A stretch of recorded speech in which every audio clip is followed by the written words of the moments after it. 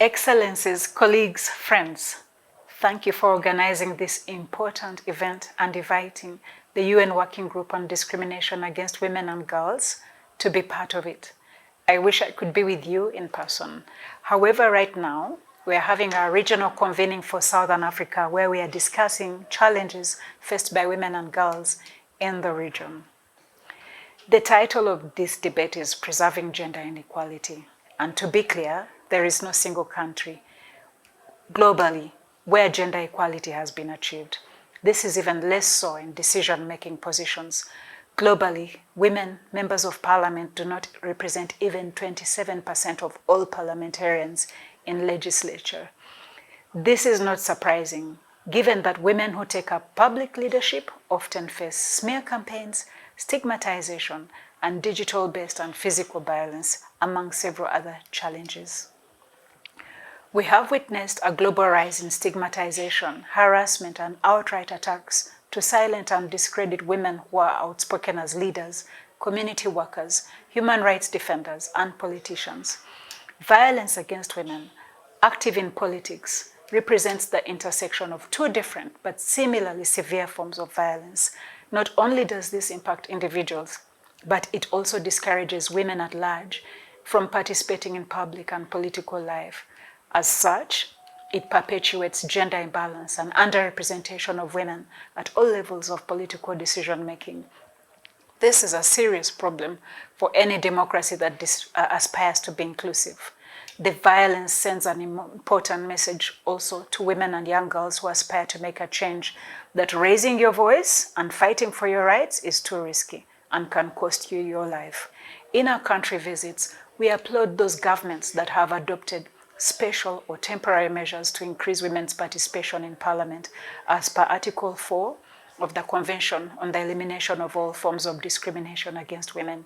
Yet, we also emphasize that gender parity is an essential measure of gender equality, and gender quotas only serve as a roadmap to gender parity. The right of women to participate in all areas of public and political life is an essential prerequisite for the fulfillment of many other rights. In fact, the very first report from the Working Group of 2013 focuses on women's effective political and public participation, which not only requires admission to institutions, but also meaningful integration into their decision-making. It is, therefore, the duty of democracies to achieve parity in decision-making and leadership positions.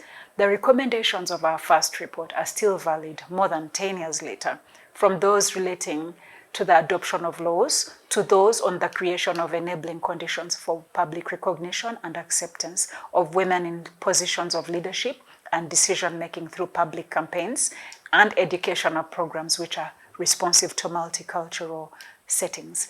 In our latest report from June this year, we sounded the alarm and repeated that patriarchal power structures continue to perpetuate discrimination and inequality in all aspects of women and girls' lives, often intersecting with other grounds of discrimination and power relations, including on a racial, ethnic, or caste basis, where advancements have taken place, including in areas such as political representation, implementation gaps hamper progress in practice. Lack of political will, mainly from male colleagues, insufficient resources and capacity, and lack of support measures are frequently compounded by limited accountability for violation of women and girls' rights. We have observed escalating gender backlash, which has reached extreme proportions in certain countries, including gender apartheid in Afghanistan. We have defined gender backlash as the denial of the recognition, enforcement, and realization of women and girls' rights, or retrogression in that regard. Our latest report presents numerous examples of this trend in relation to the denial of sexual and reproductive health rights, access to education, and political representation, among others.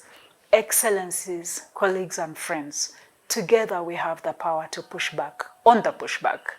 Substantive equality requires not only ensuring de facto equality between women and men and girls and boys, but also committing to a conception of transformative equality, or in other words, the transformation of elements of society, culture, politics, and the economy that creates barriers to equality. We rely on you to help make a difference. I wish you a fruitful meeting.